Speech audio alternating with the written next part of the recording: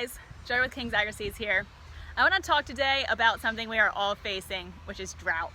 Guys, it is dry, as we all know. The corn is curling, our yards are turning brown, and likewise, our hay and pastures are also suffering. So the question is, what can we do to make up a drought survival plan?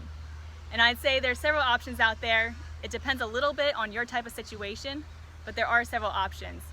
If we're talking about grazing, the thing we need to look at is slowing down our grazing rotation.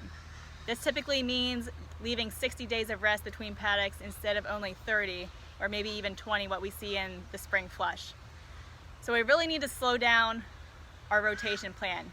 A lot of times though, this leads to a lack of forage to graze.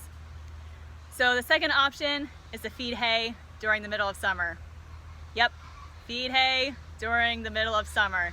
It's kind of mind-blowing. It's not something we want to do, as we obviously have decent growing conditions. Typically we graze during the middle of summer. But if we look at everything, feeding hay might be the best option. First of all, we can do it on a sacrifice paddock, maybe a place you have in the barn that's concreted off. We can lock the herd in there, feed them hay, keep them off the pastures. We can then let those pastures rest and come back fully stocked for fall, when we typically see better grass production because of cooler weather. Typically it's better cattle weather.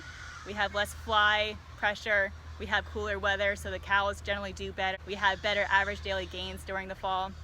Our grass is more nutritious. To be able to rest our pastures now, we can really capitalize on the fall growth.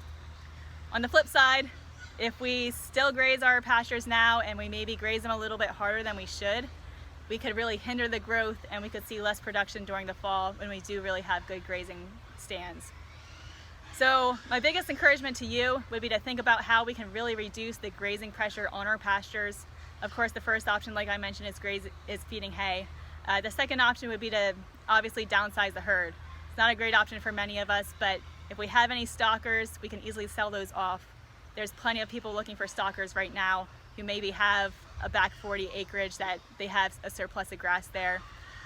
If there's any cull cows, now would be a great time to get rid of those. But any way we can reduce the pressure on the grass is our best way to survive the drought. And then of course, when we look at hay stands, that's a different scenario, but obviously we're still dealing with some of the same types of grass. We really need to watch our cutting height. Now is not the time to be cutting short. So if you need to go in and take a hay cutting, definitely 4 inches, maybe 5. One thing we need to look at too is that whenever we take a cutting off the top, typically we chop about the same amount of growth of roots off underground. So if we have 5 inches of growth above ground, typically we have 5 inches of roots below ground.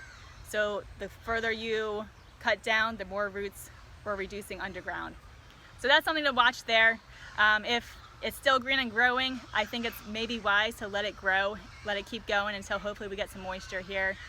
But if it's brown, woody, if it's stemmy, if it's already getting old, then maybe it does make sense to go in and get that cutting off, get whatever you can. But of course, in that case, make sure you leave a really good residual height there. So anyway, just a few thoughts as things are really turning dry here. Obviously, we still got cows to graze. We obviously have hay to make, but I'd encourage you to make up a drought survival plan, because we haven't seen drought for a while. We've had about 2 years of really rainy weather, so it's been a few years since we've really been faced with this situation.